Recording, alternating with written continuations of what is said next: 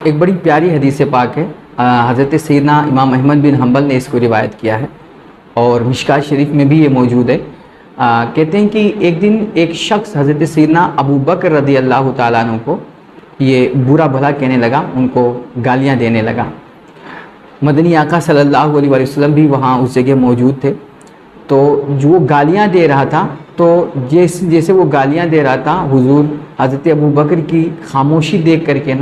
مسکراتے جا رہے تھے، آپ خوش ہو رہے تھے۔ تو کہتے ہیں نا کہ جب کسی کو چھوٹ دے دو اور خاموش ہو جاؤ تو کبھی کبھی آپ کی خاموشی کو وہ کمزوری سمجھ لیتا ہے اور وہ اور سر پہ چڑھنے لگ جاتا ہے۔ تو جب حضرت ابو بکر وہ گالیاں دے رہا تھا، حضرت ابو بکر خاموش تھے، تو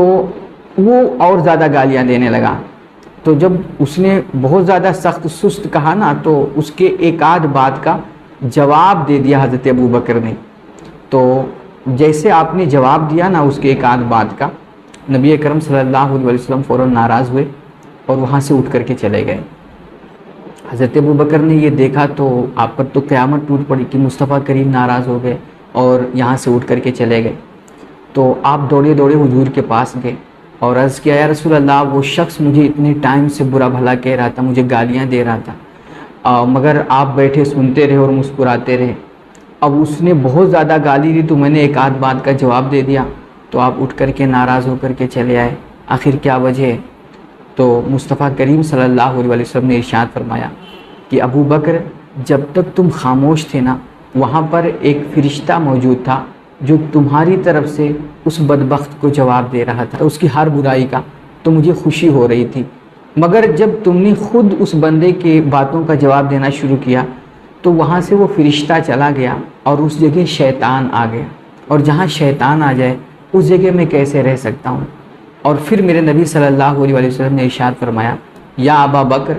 ثلاث کلہن حق، کہ ابو بکر تین چیزیں ہیں نا جو برحق ہیں، وہ ہو کر کے ہی رہتی ہیں، اس میں کوئی شک نہیں ہے۔ نمبر ایک، وہ شخص جس پر کوئی ظلم کیا جائے، اسے گالیاں دے کر کے، اس کو برا بھلا کہہ کر کے، اس کا حق چھین کر کے، یا اس پر الزام لگا کر کے، کسی بھی طرح کسی بندے پر ظلم ہو اور وہ اس ظلم پر اپنا اخلاق جتاتے ہوئے، اپنا کردار پیش کرتے ہوئے نا، جھگڑے کو بچاتے ہوئے وہ خاموش ہو گیا ہو، اسے نظر انداز کر دیا ہو، تو میرے نبی فرماتے ہیں اللہ اس بندے کو ضرور عزتیں عطا فرماتا ہے اور اس کی مدد فرماتا ہے۔ اور دوسرا وہ بندہ کہ جو صلہ رحمی کے لیے، یعنی تعلق بڑھانے کے لیے اور رشتہ نبھانے کے لیے وہ احسان اور سلوک کا دروازہ کھولے اور لوگوں کو عطا کرے، لوگوں کو بانٹے، لوگوں کو چیزیں دے اپنا، تاکہ رشتہ برقرار رہے، دوستیاں نہ ٹوٹنے پائیں، رشتے نہ ختم ہونے پائیں، تعلق بڑھے۔ تو میرے نبی فرماتے ہیں کہ وہ بندہ جو بانٹ رہا ہے نا، جو کھلا رہا ہے،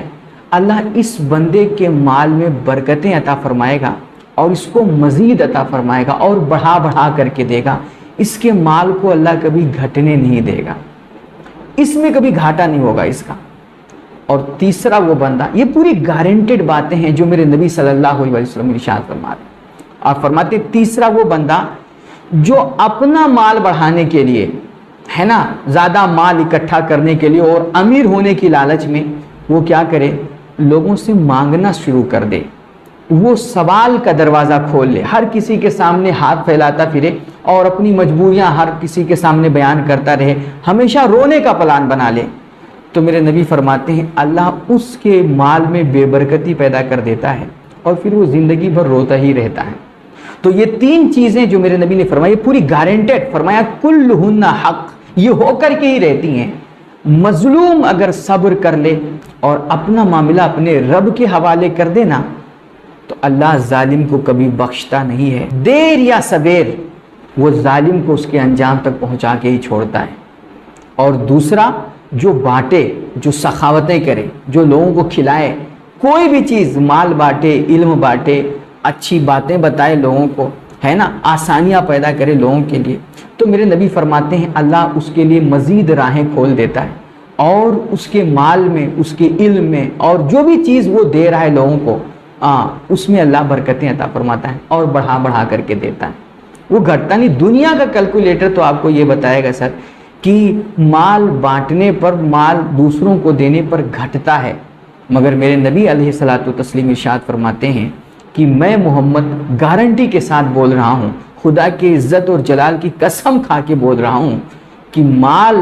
جو لوگوں کی آسانی کے لیے اللہ کی راہ میں دیا جائے، لوگوں کی مدد کے لیے دیا جائے، وہ گھٹتا نہیں ہے بلکہ وہ بڑھتا ہے.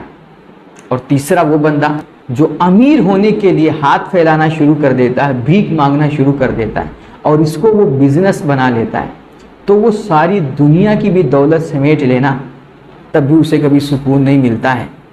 اور اسے کبھی اطمینان نہیں حاصل ہوتا ہے.